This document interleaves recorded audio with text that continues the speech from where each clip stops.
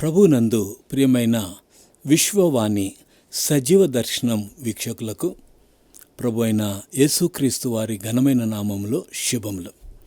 ప్రియులారా, ఇంతవరకు గ్రామాన్ని చూస్తూ వచ్చారు. అక్కడి ప్రజలు రక్షింపబడి ఇప్పుడు ఎంతో సంతోషంగా ఉన్నట్లుగా మీరు చూస్తూ వచ్చారు. అవును, గ్రామాల్లో సువార్త ప్రకటింపబడ్డప్పుడు ఒకప్పుడు చీకటిలో జీవించినటువంటి వారు వెలుగులోనికి వచ్చి ఆ వెలుగు యొక్క ప్రకాశమానమైనటువంటి స్థితిని బట్టి వారి జీవితాల్లో వెలుగు నింపబడి, ప్రియులారా, గత కార్యక్రమంలో నోవాహు గురించి మనం వింటూ వచ్చాం. నోవాహు అను మాటకు నెమ్మది అని అర్థం గనుక దాన్ని కొనసాగింపుగానే ఈరోజు మిగతా విషయాలను చూద్దాం. ప్రార్థనతో ఈ దిన ధ్యానాన్ని ప్రారంభించుకుందాం. మమ్మలను మిక్కిలిగా ప్రేమించిన మా ప్రేమగల పరలోకపు తండ్రి, పరిశుద్ధుడైన దేవా, ఈ శ్రేష్టమైన సమయంలో నోవాహు జీవితం ద్వారా గత వారం మాతో మాట్లాడుతూ వచ్చావు తండ్రి. ఈరోజు కూడా తండ్రి నోవాహు జీవితాన్ని మా ముందుంచి మాతో మాట్లాడుతున్నావు. ఒక గొప్ప వీరుడిగా, శూరుడిగా, తన కుటుంబాన్ని ప్రభావితం చేయగలిగినటువంటి వ్యక్తిగా ఉన్న విధానం బట్టి నీకే స్తోత్రం నాయనా. ఈ దిన వాక్యం ద్వారా మా అందరితో మీరు మాట్లాడండి, మమ్మలను బలపరచండి నాయన. గొప్ప అపాయం నుండి తన కుటుంబాన్ని కాపాడుకోగలిగాడు. అట్టి రీతిలో ఈరోజు కూడా ఎన్నో కుటుంబాలు అపాయంలో ఉన్నాయి నాయన, ప్రమాదంలో ఉన్నాయి నాయన. తండ్రి, లోకంలో కలిసిపోయే పరిస్థితులు ఉన్నాయి నాయన. లోకం నుండి వేరుపరిచి బిడ్డలను కాపాడుకోగలగటానికి తల్లిదండ్రులకు, వింటున్న వారందరికీ కూడా మీరు సహాయం చేసి తద్వారా మీరే మహిమ, ఘనత, ప్రభావాలు పొందుకోమని యేసయ్య నామములో ప్రార్థించి అడిగి వేడుకుంటున్నాము తండ్రి, ఆమేన్.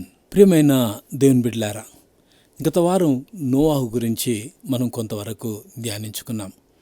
ఆయన ఒక శూరుడని, దేవునితో నడిచినవాడని, ఏ పరిస్థితుల్లోనైనా దేవుని కొరకు నిలబడి ఆయన దేవునిలో ఉన్నవాడని, అంతేకాకుండా ఆయన దేవుణ్ణి కలిగి ఉండడం మాత్రమే కాదు, దేవునితో నడిచినటువంటి అనుభవం మాత్రమే కాదు, కానీ ఆయన తన జీవితంలో ఇతరులను ప్రభావితం చేయగలిగిన వ్యక్తి అనేటువంటి విషయాన్ని మనము చూస్తూ వచ్చాం.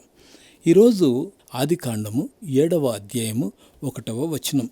యెహోవా, ఈ తరము వారిలో నీవే నా ఎదుట నీతిమంతుడవై యుండుట చూచితిని గనుక నీవును నీ ఇంటి వారును ఓడలో ప్రవేశించుడి. మనందరికీ బాగా తెలుసు, నోవాహు ఒక్కడు నీతిమంతుడిగా ఉన్న కారణం చేత తన కుటుంబం కూడా మరి తనకు లోబడి మరి తన మార్గంలో, దేవుని యొక్క మార్గంలో వారు పెరిగినటువంటి విధానం, ఆ తర్వాత ప్రభు ఓడ చేసుకోమని చెప్పడం, ఓడ తయారీ అయిన తర్వాత దేవుడు చెప్పినటువంటి మాట ఏమిటనంటే 7వ అధ్యాయము 1వ వచనంలో, ఈ తరము వారిలో నీవే నా ఎదుట నీతిమంతుడవై యుండుట చూచితిని గనుక నీవును నీ ఇంటి వారును ఓడలో ప్రవేశించుడి.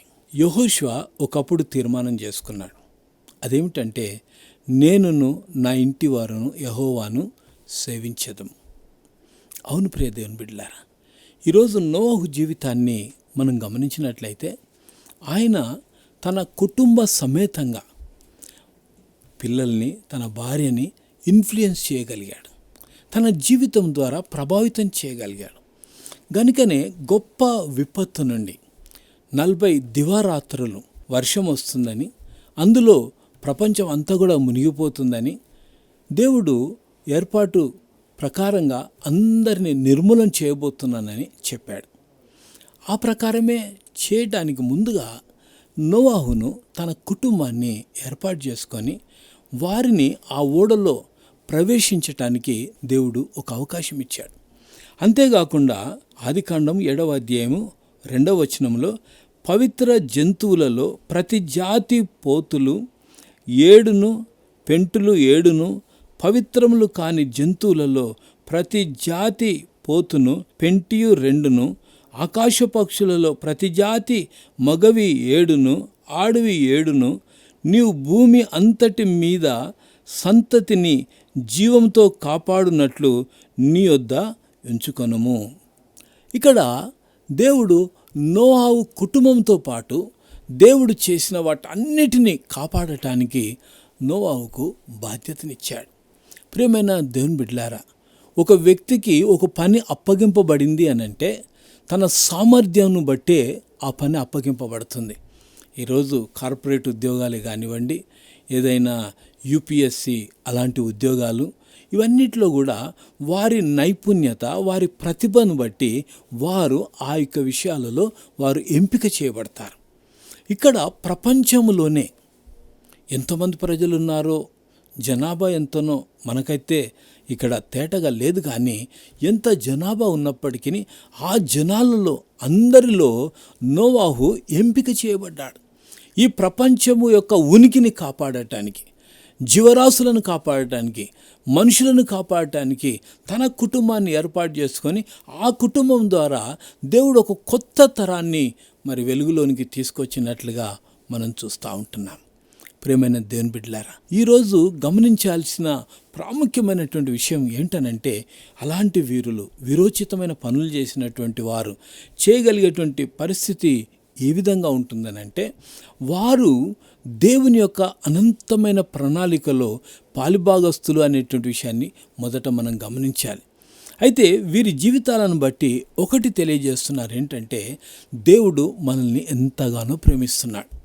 పాపభూయిష్టమైనటువంటి ఈ లోకంలో ప్రజలందరూ పాపంతో ఉన్నప్పటికీ దేవుని యొక్క ప్రేమ అపారమైంది గనుక ఆ అపారమైన ప్రేమను బట్టి ఈ ఒక్క కుటుంబాన్ని దేవుడు ఏర్పాటు చేసుకొని ఈ కుటుంబం ద్వారా ఓ గొప్ప విశాలమైన ప్రపంచంలోనికి అనేక మంది ఈరోజు ఉండటానికి కారణమైంది అంటే నోవాహు కుటుంబం. గనుక నోవాహు కుటుంబంలో మనం నేర్చుకోవాల్సినటువంటి పాఠం ఏంటంటే, వారు పరిస్థితులు ఏ విధంగా ఉన్నప్పటికీ బిడ్డ దేవుడు నిన్ను ప్రేమిస్తున్నాడు అనేటువంటి సంకేతాన్ని నోవాహు కుటుంబం ద్వారా మనం తెలుసుకోగలుగుతాం. అంతేకాదు, నోవాహు కుటుంబం ద్వారా మరొకటి తెలియజేయబడుతుంది. ఏమిటనంటే, ఈ జీవితం ఏదైతే ఉందో ఒక ఆట లాంటిది, లేకుంటే ఈ యొక్క తాత్కాలికమైనటువంటి ప్రపంచం. ఈ యొక్క ప్రపంచంలో మన యొక్క పాత్రను మనం పోషించి మనం జీవించాల్సినటువంటి విషయాలను ఇక్కడ జ్ఞాపకం చేస్తున్నాడు. అంటే ఆట అనేసరికి గుర్తొచ్చేది ఏంటంటే, అందులో ఓటమి ఉంటుంది, విజయం కూడా ఉంటుంది. ప్రియమైన దేవుని బిడ్డలారా, విజయంతో మన జీవిత యాత్రలో మనం కొనసాగించడానికి దేవుడు ఇలాంటి వారి జీవితాల ద్వారా మనకు నేర్పుతున్నాడు. జీవన వ్యాపారంలో చిక్కుకొనకుండా ఉండటానికి ఆధ్యాత్మిక వాతావరణంలో మనము పెరగాల్సినటువంటి వారంగా ఉంటున్నాం. మూడవదిగా మనం గమనించినట్లయితే, మనము ఒకరినొకరు ప్రోత్సహించుకుంటూ అభివృద్ధిలోనికి రావాలి. ప్రోత్సాహం అనేది చాలా ప్రాముఖ్యం. ఈరోజు నోవాహును దేవుడు ప్రోత్సహించాడు. బిడ్డ, సమస్తాన్ని నేను నిర్మూలన చేయబోతున్నాను. నీవు ఈ తరం వారిలో నీవొక్కడివే నాకు నీతిమంతుడుగా అగుపడుచున్నావు.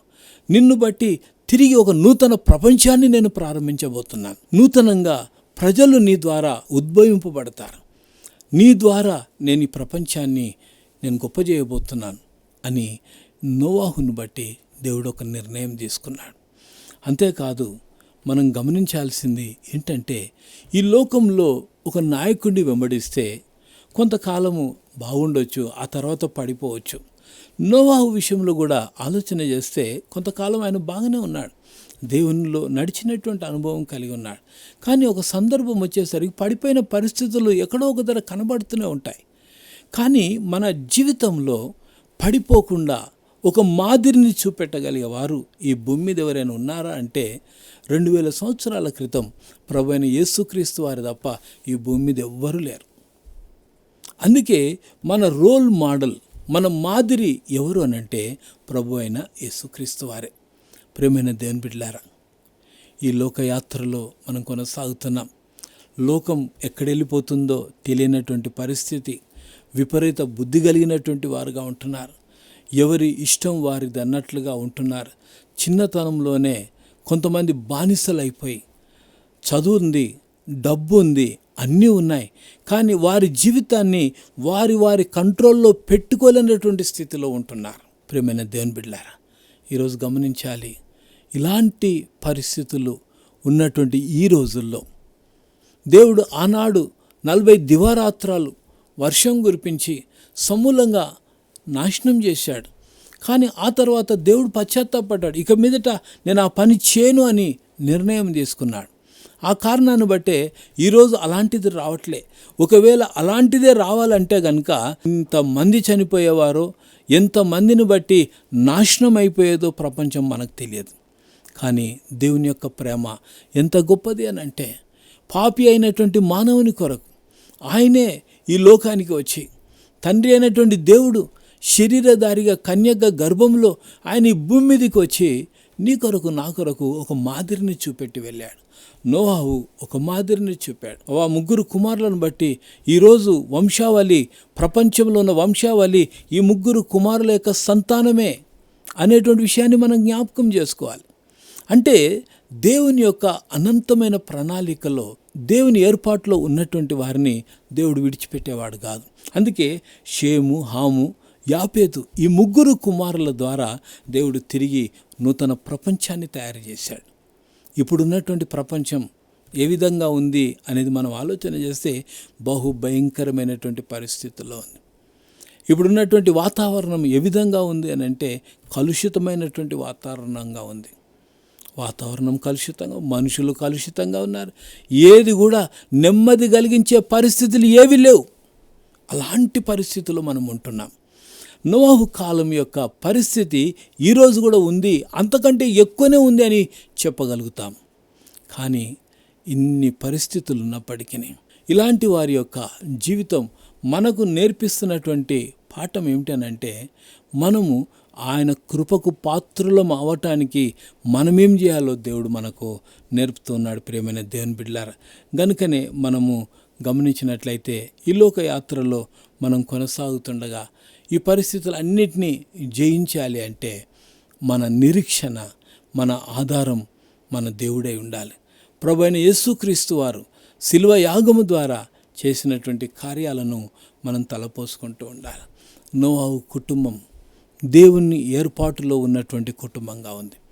నోవాహు కుటుంబం దేవునికి లోబడే కుటుంబంగా ఉంది. నోవాహు కుటుంబం పరిస్థితులన్నిటినీ తట్టుకోగలిగే పరిస్థితుల్లో, స్థాయిలో ఎదిగినటువంటి కుటుంబంగా ఉంది. నోవాహు కుటుంబం మనం ఆలోచన చేసినట్లయితే వారు ఇతరులను ఇన్ఫ్లుయెన్స్ చేయగలిగినటువంటి వారుగా ఉంటున్నారు. ఈరోజు ప్రియమైన దేవుని బిడ్డలారా, మన కుటుంబాలు ఎలా ఉన్నాయి? మన కుటుంబాల్లో మన పిల్లల్ని మనం ప్రభావితం చేయగలుగుతున్నామా? చాలాసార్లు పిల్లల విషయానికి వచ్చినప్పుడు మీరు ఈ విధంగా ఉండాలి, నా గురించి మీరు పట్టించుకోవద్దు అని కొంతమంది తల్లిదండ్రులు ఒక్కొక్కరు మాట్లాడుతూ ఉంటారు. ప్రియమైన దేవుని బిడ్డ, ఈరోజు నీ జీవితం, నా జీవితం బాగులేకుండా ఒకవేళ మన పిల్లలు ఈ విధంగా ఉండాలి అంటే ఉండలేరు. అందుకే నోవాహు యొక్క జీవితం, నోవాహు కుటుంబం ద్వారా మనం నేర్చుకోవాల్సినటువంటి ప్రధానమైనటువంటి పాఠం ఏమిటనంటే, నోవాహు మాదిరి కలిగిన జీవితాన్ని జీవించాడు. అలాంటి జీవితాన్నే మనం కూడా జీవించాలి. మనము అలా జీవించినప్పుడు మనం చెప్పగలుగుతాం. చాలామంది ఈరోజు పిల్లలకి తల్లిదండ్రులు చెప్పలేని పరిస్థితుల్లో ఉంటున్నారు. కారణం ఏంటో తెలుసా? వారి జీవితాలు దేవునిలో అంటుకట్టబడినటువంటి జీవితాలుగా లేవు. ఏదో జీవిస్తున్నామంటే జీవిస్తున్నాం అన్నట్లుగా ఉంటున్నారు. కానీ ప్రియమైన దేవుని బిడ్డలారా, మనము సరిగ్గా లేకుండా మన పిల్లల్ని సరైన మార్గంలోనికి రమ్మంటే మనం వారిని నడిపించలేం. ఒక మిషనరీ చైనా దేశానికి వెళ్ళాడు. తన కుమారుడి పేరు ఎరిక్ లిడేల్. 1920వ సంవత్సరంలో, ఆ కాలంలో ఎరిక్ లిడెల్ అనేటువంటి వ్యక్తి ఇంగ్లాండ్ దేశానికి చదువు నిమిత్తమై పంపబడిన తర్వాత, ఆ దేశంలో ఒలింపిక్స్ జరుగుతున్నప్పుడు తనకు ఆటలంటే ఎక్కువ ఇష్టం కనుక ఆ ఆటలు ఆడేటప్పుడు ఆ యొక్క 100 మీటర్లు 200 మీటర్ల పరుగు పందెంలో పోటీ చేయడానికి ఎంపిక చేయబడ్డారు. అయితే ఈ ఎరిక్ లిడెల్ అనేటువంటి వ్యక్తి తన యొక్క జీవితంలో తండ్రి పరిచర్యలో ఉన్నాడు. తండ్రి తన జీవితాన్ని ప్రభావితం చేయగలిగాడు. తండ్రి దైవికమైనటువంటి రీతిలో కుమారుని పెంచాడు. అయితే ఆయన ఒలింపిక్స్లో పాల్పంపులు పొందుకునే అవకాశం దొరికినప్పుడు, అది ఆదివారపు దినము కావడం చేత ఆ పోటీలో పోటీ చేయడానికి నిరాకరించాడు.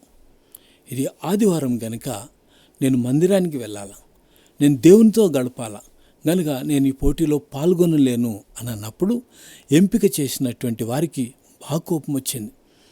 ఇంత మంచి అవకాశాన్ని నువ్వు చేతులారా విడుచుకున్నావు అనేసి తన కోప్పడి పంపించేశారు. మరలా ఒలింపిక్స్కి వచ్చేసరికి మరొక అవకాశం వచ్చింది. అప్పుడు 400 మీటర్లో పాల్గొనే అవకాశం వచ్చింది. అందులో పాల్గొనటానికి వెళ్ళాడు. కానీ తను 100-200 మీటర్లు మాత్రమే పరిగెత్తగలడు. కానీ ఈ 400 మీటర్లు పరిగెత్తేది కొంత కష్టతరమైనప్పటికీ ఆయన పరుగు పందెంలోనికి ఎంపిక చేయబడ్డాడు, పంపబడ్డాడు. ఆ పోటీలో పాల్గొనటానికి ముందుగా జరిగినటువంటి ఒక విషయం ఏంటంటే, ఒక పెద్ద మనిషి వచ్చి ఒక చీటీ ఇచ్చాడు.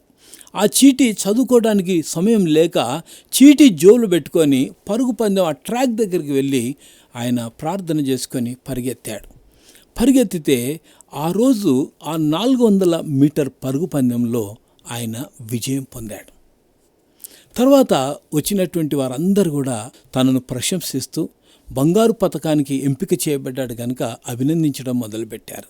అయితే ఒక ఆయన ఇంటర్వ్యూ చేస్తూ అడిగాడు, బాబు నువ్వు ఈ 400 మీటర్లో నువ్వు ఎలా పరిగెత్తగలిగావు అని అంటే, అయ్యా నా శక్తి 200 మీటర్ల మటుకే, అయితే 200 మీటర్ల వరకు నా యొక్క పరుగు కొనసాగించాను, ఆ తర్వాత బలహీనపడ్డాను, కానీ ఆ బలహీన స్థితిలో దేవుని బలము ద్వారా మిగతా 200 మీటర్లు నేను పరిగెత్తగలిగాను.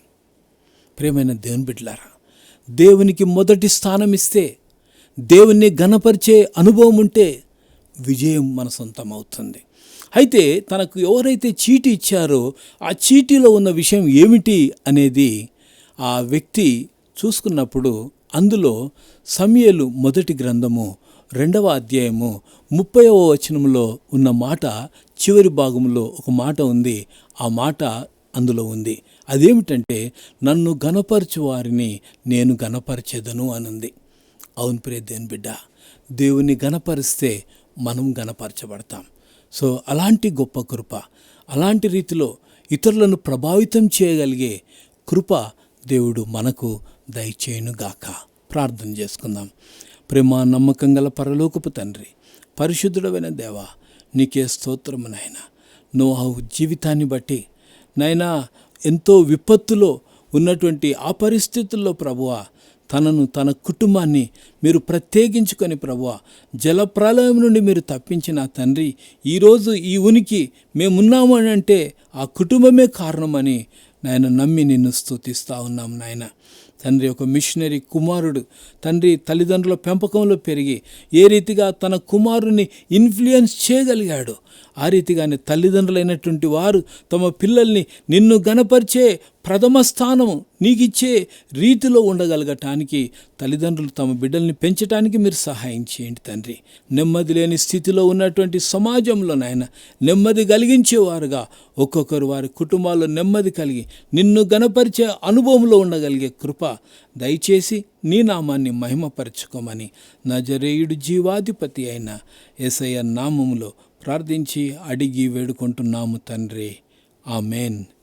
మన ప్రభువైన యేసుక్రీస్తు వారి కృప, తండ్రి అయిన దేవుని ప్రేమ, పరిశుద్ధాత్ముని యొక్క అన్యోన్య సహవాసం వాక్యం విన్న బిడ్డలకు ఇప్పుడు ఎల్లప్పుడూ సదాకాలం తోడై నడిపించునుగాక. ఆమేన్.